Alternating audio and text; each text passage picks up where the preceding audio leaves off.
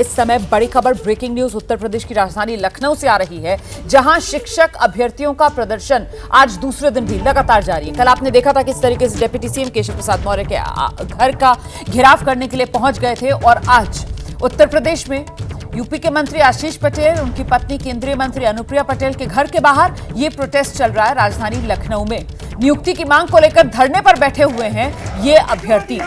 मंत्री अनुप्रिया पटेल से मिलने को लेकर ये अभ्यर्थी अड़े हुए हैं।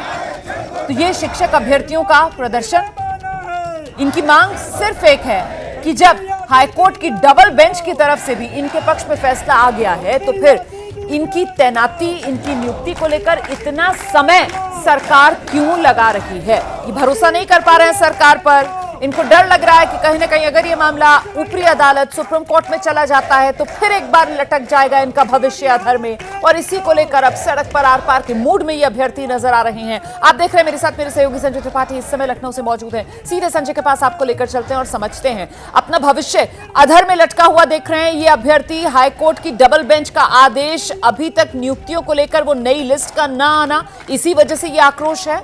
संजय।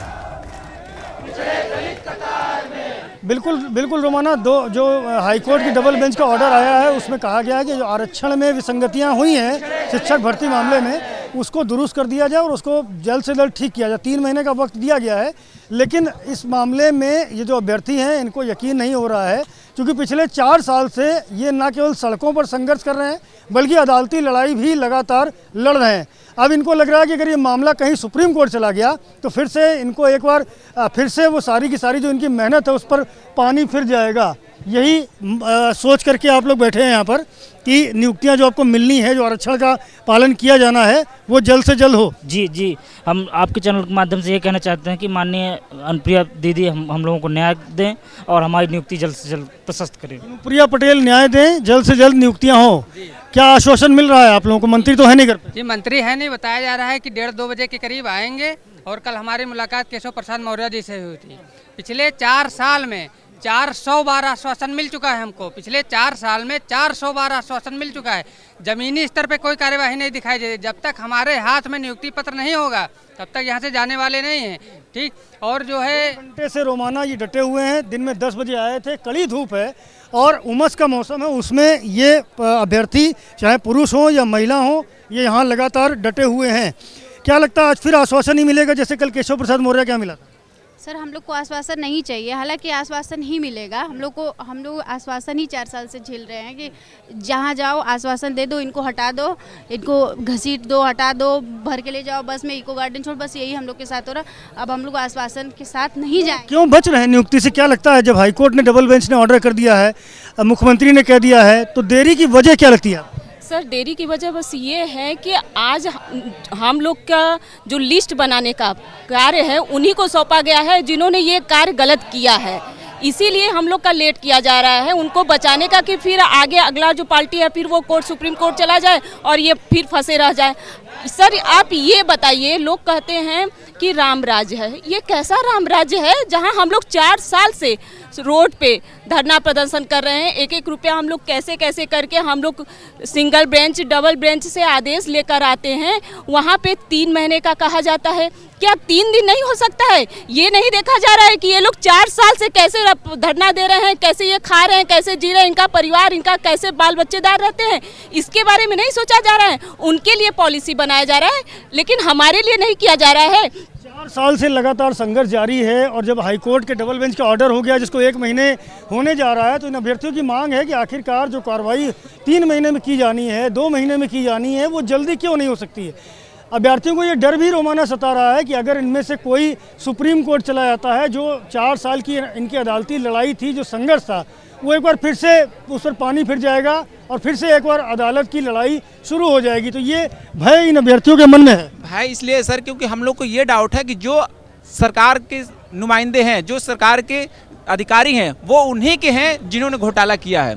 तो हमको उन पर फेथ नहीं है, हमको योगी जी पे विश्वास है, लेकिन जो अधिकारी हैं जिन्होंने हमारा घोटाला किया है उन पर हमें विश्वास नहीं है, क्योंकि वो चाहते हैं कि ये मामला फंस जाए और ये बच्चे ऐसे दर बदर की ठोकर खाते रहे, हम इनको नियुक्ति ना देना पड़े। जिन अधिकारियों की वजह से ये पूरी लापरवाही हुई है, जिसके चलते ये बच्चे, ये अभ्यर्थी, ये यहाँ धूप में उमस में बैठे हुए हैं पिछले कई घंटों से, और ये रोज का इनका क्रम बना हुआ। कल डिप्टी सीएम केशव प्रसाद मौर्य के घर गए थे, आज अनुप्रिया पटेल और आशीष पटेल के आवास का इन्होंने घेराव किया है। दोनों के दोनों मंत्री आवास पर नहीं है, लेकिन उम्मीद जता रहे हैं कि 1 घंटे में ये लोग यहाँ पर आएंगे, ठीक है, तब जाकर के ये उन्हें ज्ञापन देंगे और फिर से हो सकता है उन्हें आश्वासन ही मिले। अच्छा, एक बात बताइए संजय त्रिपाठी, कल जिस तरीके से केशव प्रसाद मौर्य के आवास के बाहर पहुंच गए थे ये लोग प्रदर्शन करने के लिए, तो क्या कल केशव प्रसाद मौर्य से किसी छोटे से प्रतिनिधि मंडल की इन अभ्यर्थी जो यहाँ पर बैठे हुए हैं प्रदर्शन कर रहे हैं उसकी मुलाकात हो पाई थी? और आज जैसा कि आप बता रहे हैं कि अभी करीब 1 घंटे में अनुप्रिया पटेल, आशीष पटेल अपने आवास पर आएंगे, तो कोई प्रतिनिधि मंडल इनका जाएगा मुलाकात करने के लिए, अपना ज्ञापन सौंपने के लिए, ऐसी कोई जानकारी? ठीक है, मैं पूछता हूँ, ये बताइए कि यहाँ आप लोग का कोई प्रतिनिधि मंडल है, किसी बैनर के तले आप लोग आए हुए हैं, कौन मिलेगा जाकर के अगर मंत्री आते हैं तो? हम पिछड़े दलित समाज के हैं और हमारा नाम संगठन है आपका? हाँ जी, ऑप्शन। किसी संगठन के बैनर तले आए हैं आप लोग? नहीं सर, हमारा कोई संगठन नहीं है। हमारे जो प्रतिनिधित्व करने वाले कुछ नेता इसमें हैं जो हमारी बात रखते हैं, वहाँ जाके वही प्रतिनिधि मंडल में जाएंगे और अपनी बात रखेंगे। कोई संगठन है आपका? नहीं सर, हम सब आम अभ्यर्थी हैं, हमारा कोई संगठन नहीं है, सब पीड़ित छात्र हैं। इनमें से कोई भी जा सकता है जो हमें बुलाएंगे, कोई संगठन नहीं है, सब पीड़ित। कहाँ से आए हुए हैं ये लोग? मिले थे केशव मौर्य से आप लोग? जी मिले थे कल। हमारे साथ के 5 भाई हैं, वो मिले थे, 3 बहनें और 2 भाई मिले थे। जी बताइए, आज ये सारे लोग जो आप लोग आए हैं किस किस जिले से आए हैं यूपी के? सर ये 75 जिलों से आए हुए लोग हैं जी। ये सारे लोग वही है जिनको आरक्षण का लाभ सही से नहीं मिला है, हाईकोर्ट के डबल बेंच का ऑर्डर जिनके पक्ष में? जी सर, ये सारे लोग वही हैं जो आरक्षण पीड़ित लोग हैं। इनकी जगह गलत नियुक्तियां कर दी गई, जिसकी पुष्टि राष्ट्रीय पिछड़ा वर्ग आयोग ने की। उसके बाद माननीय मुख्यमंत्री ने 23 दिसंबर को ये माना कि इन बच्चों के साथ घोटाला हुआ है, इनको न्याय दिया जाए। ये सर मैं 2023 की बात कर रहा हूँ, 2021 की बात कर रहा हूँ। 21 में माननीय योगी जी ने ये ऑर्डर किया था इन बच्चों को तुरंत न्याय दिया जाए।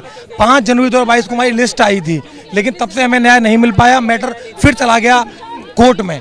हम कोर्ट से तब से लड़ते रहे, 2022 से लड़ते हुए आज 2024 हो गया। हम सिंगल बेंच से जीत के आए, डबल बेंच से जीत के आए। अब हमें डर यह है, ये वही बेसिक के अधिकारी हैं, इस मामले को सुप्रीम कोर्ट में ना फंसा दें। बताइए कि आप लोग मैं देख रहा हूँ जो आपके हाथ में पोस्टर है, उनमें 6 मंत्रियों की तस्वीरें हैं, जिनमें केशव मौर्य हैं, अनुप्रिया पटेल हैं, या स्वतंत्र देव सिंह हैं, ओम प्रकाश राजभर हैं। ये पिछड़े समाज से मंत्री आते हैं, तो इनके आवासों को घेरना, इनके पास ही जाने का मन क्यों है? क्यों आप लोग यहाँ आते हैं और कहीं क्यों नहीं जाते? सर ये हमारे समाज के नेता हैं, हमें इनसे उम्मीद है कि इनके होते हुए एक अभिभावक की तरह है ये। हमें ये होता है कि हमें कोई दुख दर्द होगा, हमारे अभिभावक उस दर्द को दूर करेंगे। लेकिन इन लोगों के होते हुए हमारे साथ ये हुआ है, हमें इनसे उम्मीद थी हमें न्याय दिलाएंगे, लेकिन इनके होते हुए भी हमें 4 साल से रोड पर मारा जा रहा है, घसीटा जा रहा है। और इस बात की पुष्टि आज न्यायालय ने भी कर दी, उसके बाद भी हमारे साथ ये हो रहा है। फिर मैं अपने कैमरामैन प्रेम सिंह से कहूँगा इस वाले पोस्टर की दिखावें। आधा दर्जन मंत्री हैं जो पिछड़ा वर्ग से आते हैं, और इनकी तस्वीरें लगा करके ये अभ्यर्थी बैठे हुए हैं। इनका कहना है कि ये सारे के सारे जो मंत्री हैं ये इनके अभिभावक हैं, और इनके अभिभावक होने के बावजूद इनके साथ लगातार जो अन्याय है वो हो रहा है। कोर्ट ने ऑर्डर कर दिया है, डबल बेंच ने ऑर्डर कर दिया है, बावजूद इसके सुनवाई नहीं हो रही है। ठीक है, आप नजर बनाए रखिएगा, मैं दोबारा आपके पास आऊंगी कुछ देर के बाद। तो ये खबर आप देख रहे हैं, लगातार कल से इसी तरीके से गर्माता हुआ मामला राजधानी लखनऊ में, उत्तर प्रदेश में, जहां कल केशव प्रसाद मौर्य डिप्टी सीएम, उनके घर के बाहर ये प्रदर्शन चल रहा था अभ्यर्थियों का, और आज अनुप्रिया पटेल, आशीष पटेल के घर के बाहर बैठे हुए हैं ये अभ्यर्थी और मांग कर रहे हैं कि इनकी नियुक्ति जल्दी से जल्द की जाए। मैं आगे बढ़ रही हूं, अगली बड़ी खबर कोलकाता से है। रेप कांड को लेकर जानकारी बड़ी है। कोलकाता की बीबी गांगुली स्ट्रीट पर इस समय विरोध प्रदर्शन चल रहा है। धरना स्थल पर पुलिस के बड़े अधिकारी पहुंचे हैं। अभी जूनियर डॉक्टर्स यहां पर बैठकर ये विरोध प्रदर्शन कर रहे हैं। पुलिस कमिश्नर की इस्तीफे की मांग को लेकर यह प्रदर्शन किया जा रहा है। तो आज एक्शन का दिन कोलकाता में। एक तरफ पश्चिम बंगाल की विधानसभा में रेप विरोधी बिल जो आने वाला है, और वहीं दूसरी तरफ जूनियर डॉक्टर्स का यह विरोध प्रदर्शन लगातार जारी है, जिसमें जूनियर डॉक्टर्स की तरफ से ये मांग की जा रही है कि कोलकाता के जो पुलिस कमिश्नर हैं वो इस्तीफा दें। इस समय आप देख रहे हैं पुलिस के आला अधिकारी जो हैं वो पहुंचे हुए हैं, जूनियर डॉक्टर से बातचीत कर रहे हैं, उन्हें समझाने की कोशिश की जा रही है, लेकिन जूनियर डॉक्टर्स जो हैं वो अपनी मांग पुलिस के अधिकारियों के सामने रख रहे हैं। पुलिस कमिश्नर के इस्तीफे की मांग जरा सुनने की कोशिश करते हैं। सुन सकते हैं क्या हम यहाँ पर क्या बात हो रही है? আমরা ডেপুটেশনটা পড়বো এবং আমরা ওখানে যাবো, ওখানে গিয়ে আমরা ডেপুটেশন জমা দিয়ে আসবো। আমরা গাঙ্গুলি আর বেন্টিং স্ট্রিট ক্রসিং পর্যন্ত যাবো, ওইটুকুই যাবো। তারপরে রিপ্রেজেন্টেটিভ যারা বলবেন গিয়ে ডেপুটেশনটা দিয়ে চলে আসবো। কোনো তাড়াহুড়ো, কোনো অশান্তি নেই, কিচ্ছু নেই, পুরোপুরি শান্তিপূর্ণ স্যার। হ্যাঁ স্যার, আচ্ছা ঠিক আছে। ये थे संतोष पांडे जो जॉइंट कमिश्नर हैं कोलकाता पुलिस में, और इस समय यहाँ पर विरोधियों, यहाँ पर प्रदर्शनकारी सारे डॉक्टर्स से मुलाकात कर रहे हैं, बात कर रहे हैं। अरे अरे अरे अरे अरे अरे अरे दादा हम ही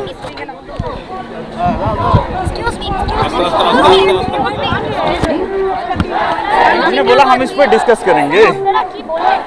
আমরা বললাম কি আপনারা একটা রিপ্রেজেন্টেটিভ গ্রুপ অফ রিপ্রেজেন্টেটিভ পাঠান, ওনারা গিয়ে লালবাজারে কথা বলতে পারে, but they still they have not agreed. ওনারা অপশন দিয়েই যাচ্ছে, আপনাদের একটা রাত কেটে গেল সিদ্ধান্ত নিতে। এটা এখনো সিদ্ধান্ত হয়নি, नहीं अभी फैसला नहीं हुआ है, उनसे बातचीत हुई है। उन्होंने नहीं, आपने सुना है 3 पॉइंट वो लोग दे रहे हैं कि हमें वहाँ तक जाने दीजिए, या फिर आपने सुना है सारे पॉइंट उनके। एक और जहाँ पर छात्रों का प्रदर्शन जारी है,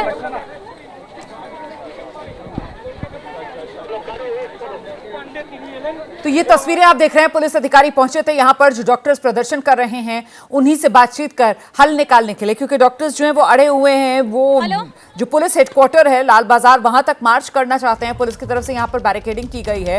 3 पॉइंट्स में अपनी मांगे डॉक्टर्स की तरफ से इन आला अधिकारियों के सामने रखी गई, जो डॉक्टर्स से बातचीत कर इस गतिरोध का हल निकालने के लिए यहां पर पहुंचे थे। और इसमें डॉक्टर्स की तरफ से जो मुख्य तौर पर मांग रखी जा रही है, वो कोलकाता के जो पुलिस कमिश्नर हैं विनीत कुमार गोयल, उनके इस्तीफे की मांग को प्रमुखता से उठा रहे हैं। हम सीधे आपको लेकर चलेंगे, हमारे साथ हमारी सहयोगी मनोज्ञा लोईवाल इस समय आप देख रहे हैं हमारे साथ मौजूद है। जरा जानते हैं मनोज्ञा से, ये आला अधिकारी पहुंचे हुए थे और जो जूनियर डॉक्टर्स हैं जो प्रदर्शन कर रहे हैं, उनकी तरफ से 3 बड़ी मांगे रखी गई हैं इन आला अधिकारियों के सामने इस गतिरोध को खत्म करने के लिए। क्या है वो 3 मांगे, जरा बताइए दर्शकों को।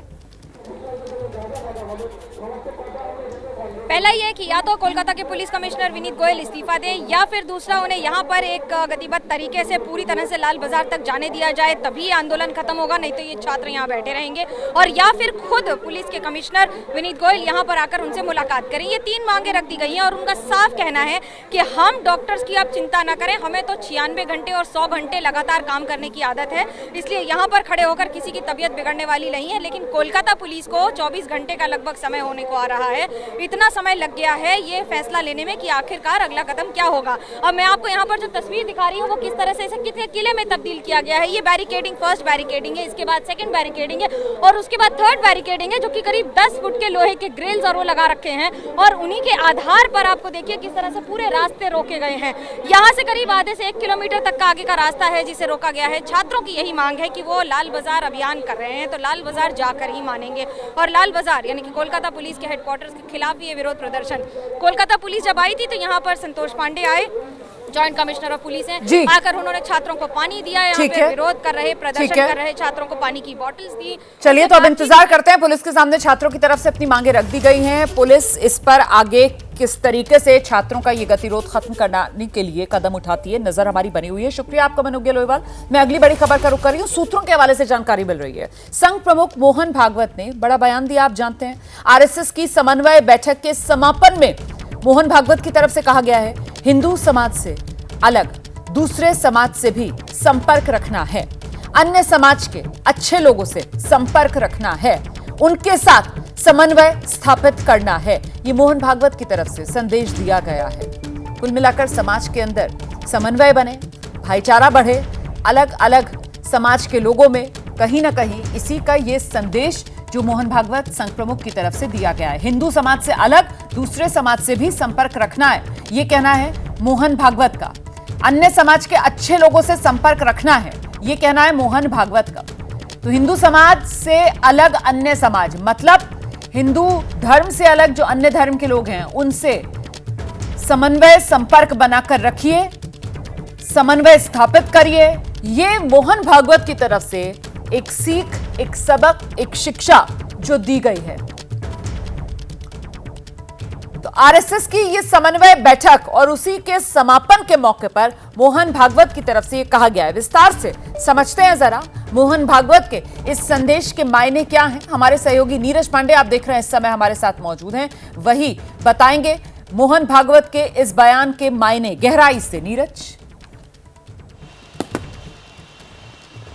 देखिए रोमाना, इस बात का उनका उल्लेख इसलिए हुआ है क्योंकि संघ की जब समापन सभा थी तो उन्होंने कहा कि हिंदुओं तक तो हमारी पहुंच है ही, नॉन हिंदू यानी कि मुस्लिम, सिख, ईसाई जो दूसरे समुदाय हैं वहां तक भी हमारी पहुंच हो, हमारी स्वीकारता हो, इस पर काम करने की ज़रूरत है। क्योंकि बहुत सारे ऐसे वर्ग हैं जो अभी भी, खासकर मुस्लिम वर्ग की अगर आप बात करें तो वो आरएसएस को अछूत मानता है, आरएसएस को मानता है कि वो उनका जो काम है, उनका जो कृत्य है वो कहीं ना कहीं मुस्लिम विरोधी है, मुस्लिमों के हित पे काम नहीं होता। इसीलिए संघ प्रमुख ने ये बयान दिया कि हमारा जो काम है, हमारी जो दिनचर्या है या क्रिया है वो इस तरह से हो कि जो दूसरे समुदाय है वहाँ तक हमारी पहुँच हो, उनके साथ संवाद करें, उनसे बात करें और उनको अपनी नीतियों के बारे में, अपनी योजनाओं के बारे में बताएं भी। यही नहीं, उन्होंने ये भी कहा कि सरकारों पर हमें बहुत ज़्यादा निर्भर रहने की ज़रूरत नहीं है, यानी कि कोई भी ज़रूरत हो उसके लिए सरकार से अप्रूवल लो या सरकार से काम करवाओ या सरकार से नीति बनवाओ, बल्कि समाज में इस तरह का माहौल पैदा करो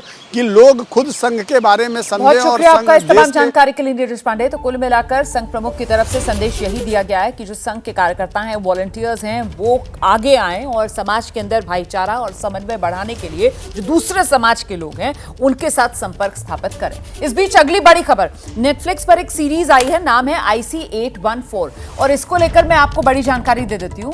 नेटफ्लिक्स ने इस सीरीज के कंटेंट रिव्यू को लेकर आश्वासन दिया है।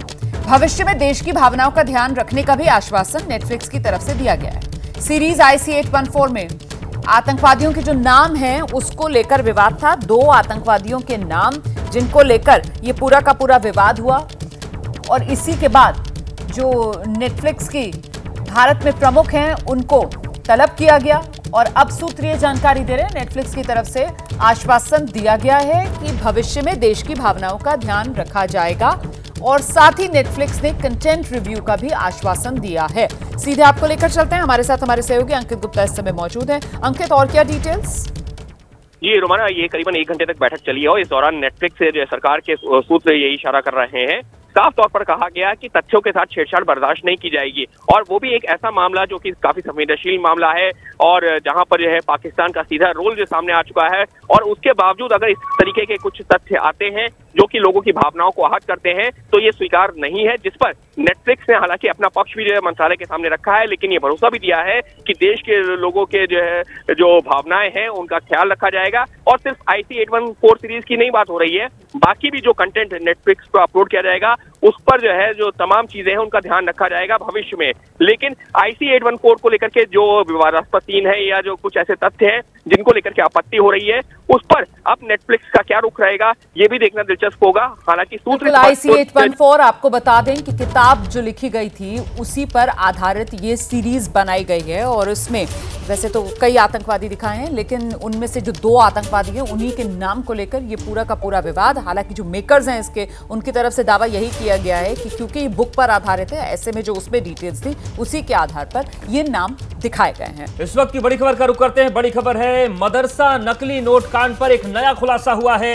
आपत्तिजनक साहित्य भी बरामद किए गए हैं और बरामद साहित्य में संघ को आतंकी बताया गया है, संगठन बताया गया है कि संघ आतंकी संगठन है।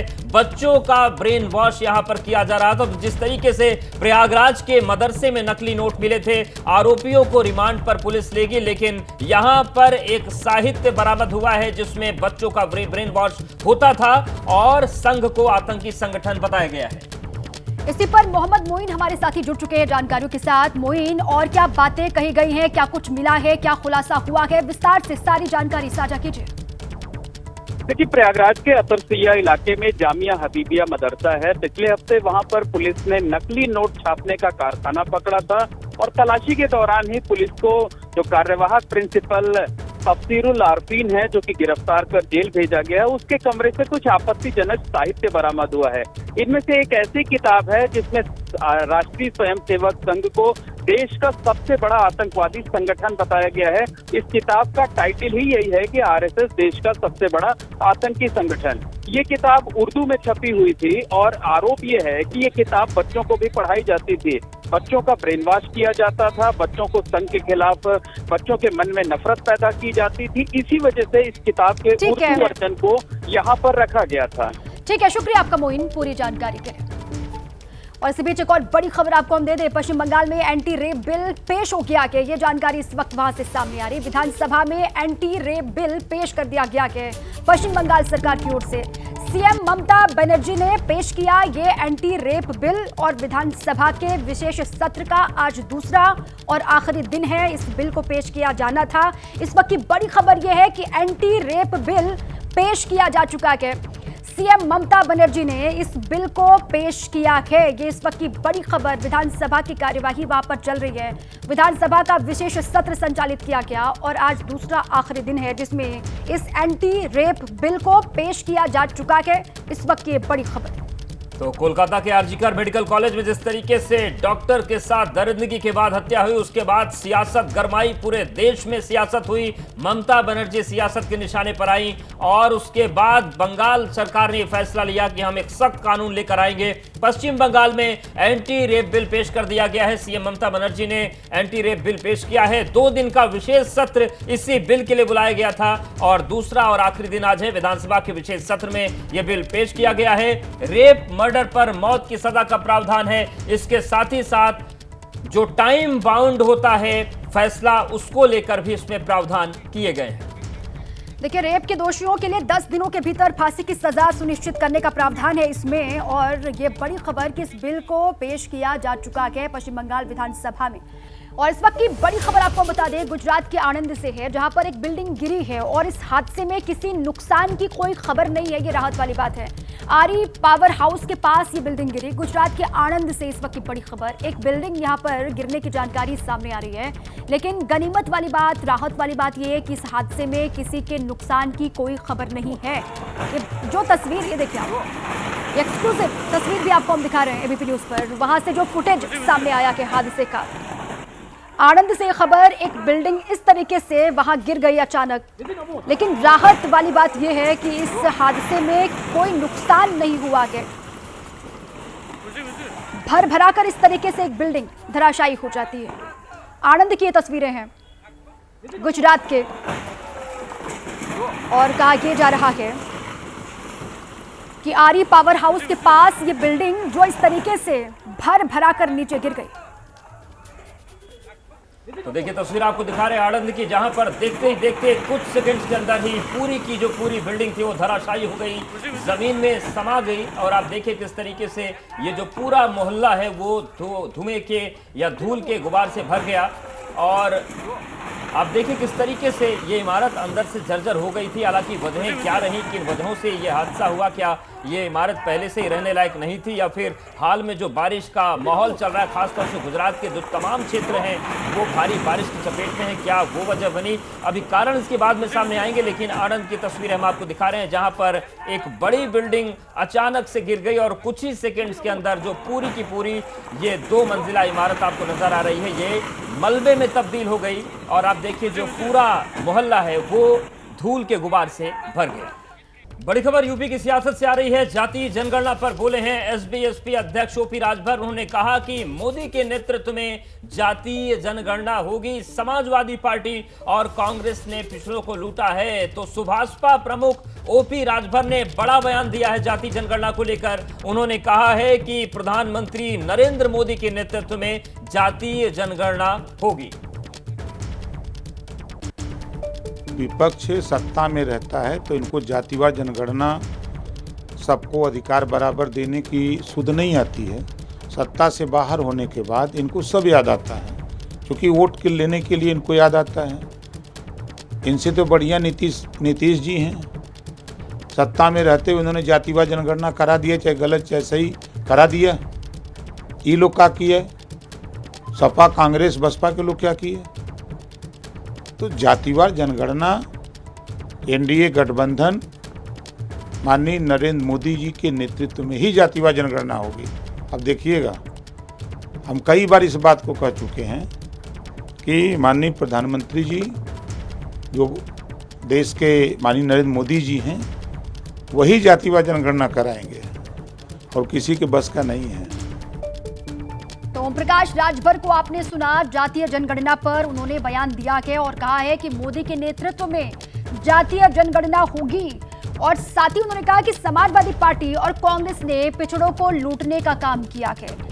जो पिछली सरकारें रही हैं उस पर हमलावर होते हुए ओम प्रकाश राजभर आपको नजर आ रहे हैं और साथ ही जातीय जनगणना को लेकर कहा कि मोदी के नेतृत्व में ही ये होगा।